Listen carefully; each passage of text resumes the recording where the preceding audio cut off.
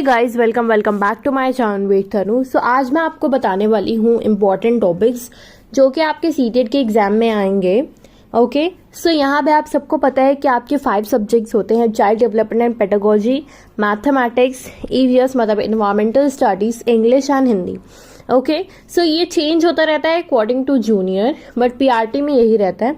सो ये मैं एलिमेंट्री और प्राइमरी दोनों के लिए आपको बता रही हूँ most important topics. Concept of development, जिसमें कि ग्रोथ वगैरह सारी चीज़ें आती हैं। पियाजे, वाइगोस्की, कोहलबर्ग, इसके इंपॉर्टेंट क्वेश्चन मैंने आपको करवाए हैं। आपने नहीं देखा है वीडियो तो आप देख सकते हो, लिंक मैं सब डिस्क्रिप्शन में डाल दूंगी। CCE मतलब continuous comprehensive evaluation, RTE act, NCF 2005 ये बहुत ही इंपॉर्टेंट है। NEP भी बहुत ज़्यादा इंपॉर्टेंट है। Inclusive education, Bloom taxonomy is very very important, इससे बहुत क्वेश्चन बनते हैं। इसका मैंने वीडियो लिंक में डाला, आप देख सकते हो। लैंग्वेज एंड थॉट, जेंडर से क्वेश्चन आ सकता है। मोटिवेशन बहुत ज़्यादा इंपॉर्टेंट टॉपिक है। Language learning and acquisition, language skills, diagnostic and remedial teaching, TLM मतलब teaching learning material, integrated subject teaching. तो यहाँ पे गाइडिंग प्रिंसिपल्स हैं आपके जो NCF ने दिए हुए हैं।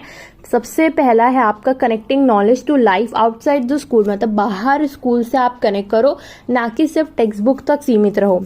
Enriching the curriculum so that it goes beyond the text book, मतलब टेक्स्ट बुक से परे लेके जाओ बच्चों को। Nurturing and overriding identity inform bye caring concern with in the democratic polity of the country.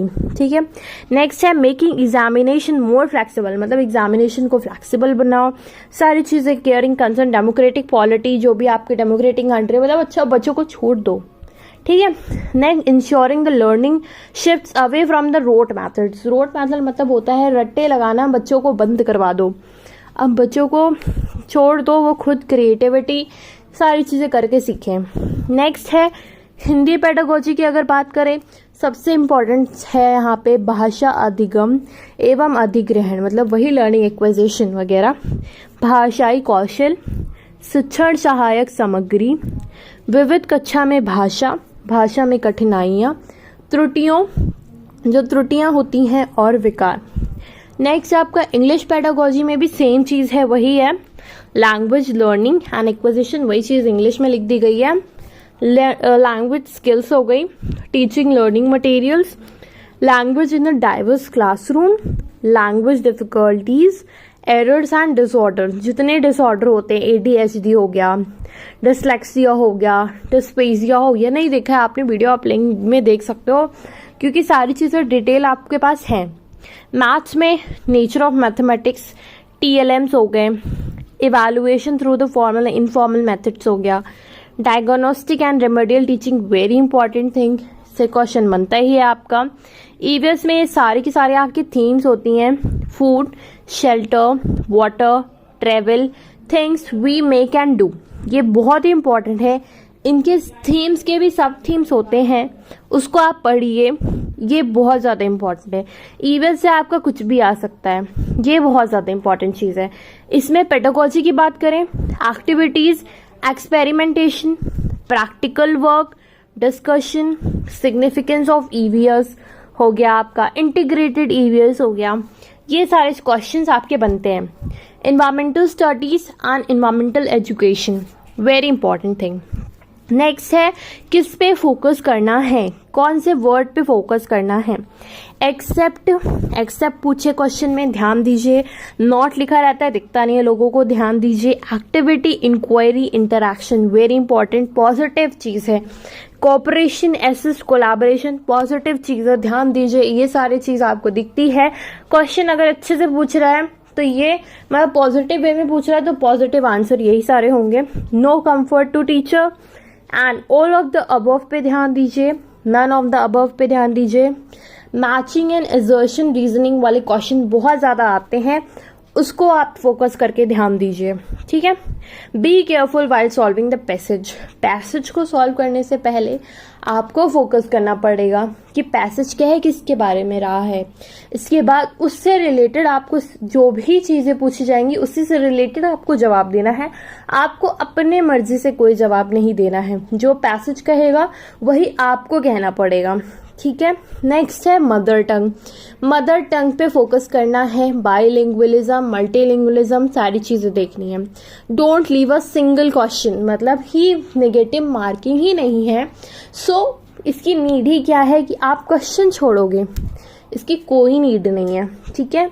Brain storming का question बहुत ज़्यादा आता है। Problem solving, brain storming, this is positive words. Open ended questions, divergent thinking positive होता है, convergent thinking आपका एक negative वे में चला गया कि बच्चा कन्वर्जेंट है, ज़्यादा चीज़ों के बारे में सोच ही नहीं रहा है। क्रिएटिव चाइल्ड डाइवर्जेंट थिंकिंग करता है। इन सब के बारे में आपको पता होना चाहिए। पीयर ट्यूटरिंग पॉजिटिव है आपका कि आप सबसे सीख रहे हो। लर्निंग डिसेबिलिटी से क्वेश्चन आते ही आते हैं, इस पे भी फोकस करना है। Real expression of a child, ठीक है। नेक्स्ट है रोट, मेमोराइज, क्राम, ये सारे निगेटिव वर्ड्स होते हैं, इस पे भी आपको फोकस करना है। नेक्स्ट है सीटेड प्लेलिस्ट में जो भी है आपको सीटीपी में मैंने सारे क्वेश्चन आपको कराए हैं। ईवीएस के भी लगभग सारे क्वेश्चन आपको कराए हैं।